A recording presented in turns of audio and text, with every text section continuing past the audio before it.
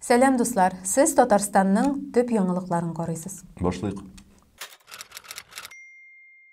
Бүген Татарстанда матәм көне. Кичә Минзәләдә авиаһәлакәт булу сәбәпле билгеләнде ул. Парашютчылар утырган самолет җиргә ауды.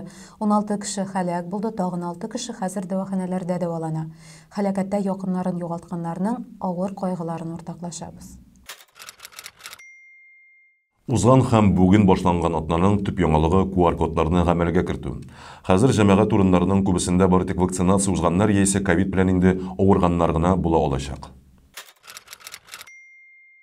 Хөкүмәт ниһаять Җәмигъ мәчете төзү урынын билгеләде. Аны Кырлай паркы янәшәсендә салачаклар. Атнаның төп криминаль яңалыгы Республика тикшерү комитетының аеруча җитди эшләрне ачыклау буенча 4нче бүлек сейфыннан акча урлау булды. 14 миллион 600 мең сумның юкка чыгуын бары тик дүшәмбедә күреп алганнар. Казанда Россия җыелмасы Катарда узачак футбол буенча дөнья чемпионатына Словакиягә каршы сайлап алу матчын уздырды. Безнекеләр кунакларның үз-үзләренә гол кертүләре сәбәпле 1-0 исәбе белән җиңде. Россиялеләрнең киләсе чемпионатка бару өчен шанслары бик яхшы.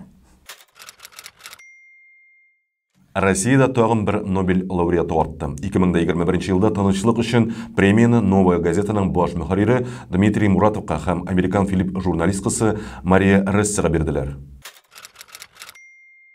Узган атнада Сибур белән Таиф берләшү буенча ахыргы килешүләрне төзеде.